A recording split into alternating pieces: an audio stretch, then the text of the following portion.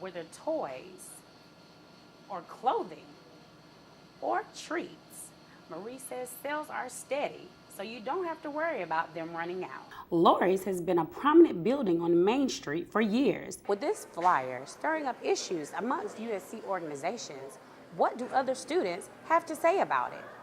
And despite these tough economic times, KC General Manager Raymond Gassaway says the hot sign grabs everyone, and that includes me.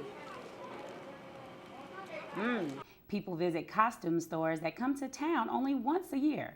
So what happens to them after the big holiday? I came on Green Street to find out if people prefer chemically treated hair or natural hair.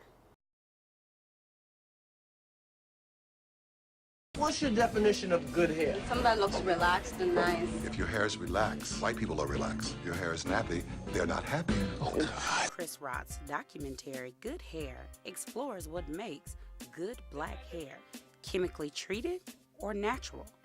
And for decades, African Americans have argued over what's good hair. The problem stems back to the 15th century. The more elaborate the hairstyle, or the closer it was to white European culture, the higher you were in society. Today, it's still controversial in the African American community. I came on Green Street to find out if people prefer chemically treated hair or natural hair. Natural. Natural. I prefer the chemicals because I have to put chemicals in my own hair.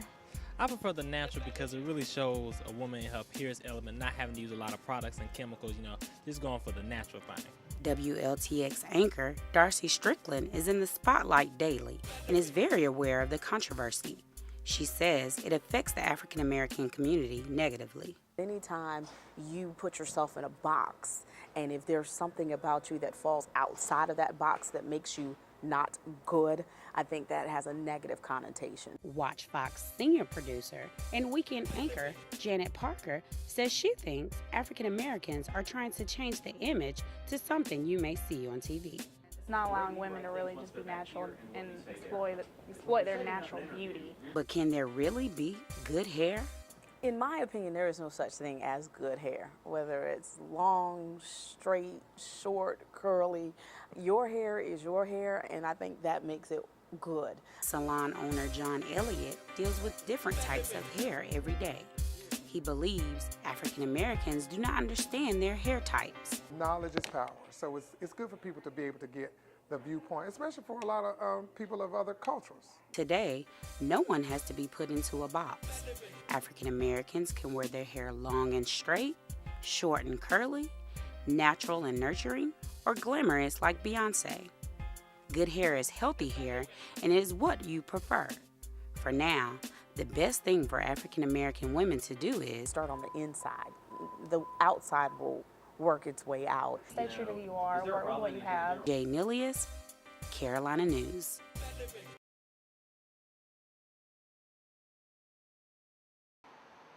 South Carolina's Confederate flag generates strong feelings for and against.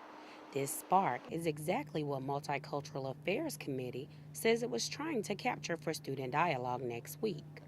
Our Gamecocks prejudice is what many USC students are seeing on a flyer with huge images of the Confederate flag and the swastika.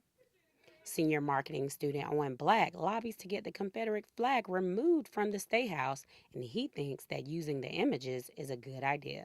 People wouldn't come out otherwise. I mean, they would, but like to draw and get a huge reaction, that's what you want, because until somebody calls you racist, you don't care. NAACP President Dominique Great doesn't agree.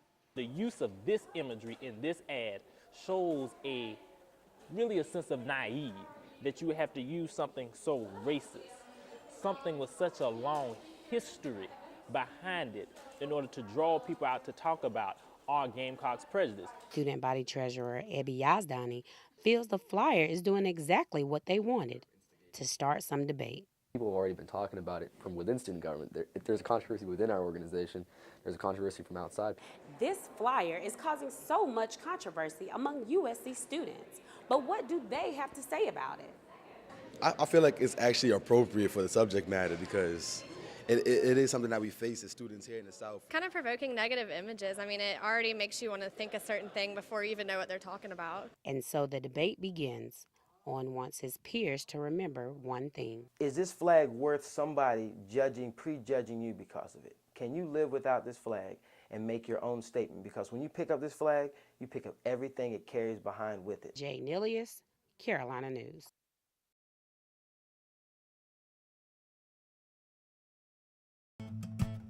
The times have changed, but the love for the famous Krispy Kreme donuts has not. And what makes many people anxious is the hot and ready sign. We know what the little code is. When it's on, they're making them. Even kids know the code. That means that they're hot and they're like just cooked them. And while they're hot off the belt, happy thoughts cross customers' minds inside and out. How happy I'm going to be when I eat one. I think about how fattening they are, but they are oh so good. Good and hot, nice and warm, nice and melt in your mouth like butter. Zakira Stone has been an employee at Krispy Kreme in Casey for over a year, and she's seen some crazy things when the hot and ready sign is on. The hot sign is not on. I haven't ate anything all day. I'm like, what? I'm like, you come to get sugar instead of food? But she's not the only employee. Whitney Stevens has been there for only a few months, and she's already seen crazy things too.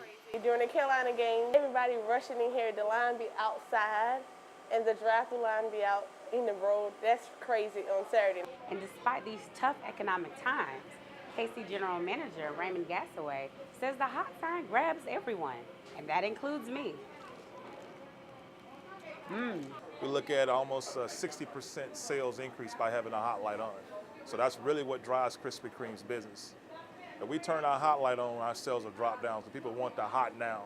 For now, the excitement of the hot and ready sign continues, and Chandler says she can't get enough. I would eat like 10 every day. Jay Nilius, Carolina News.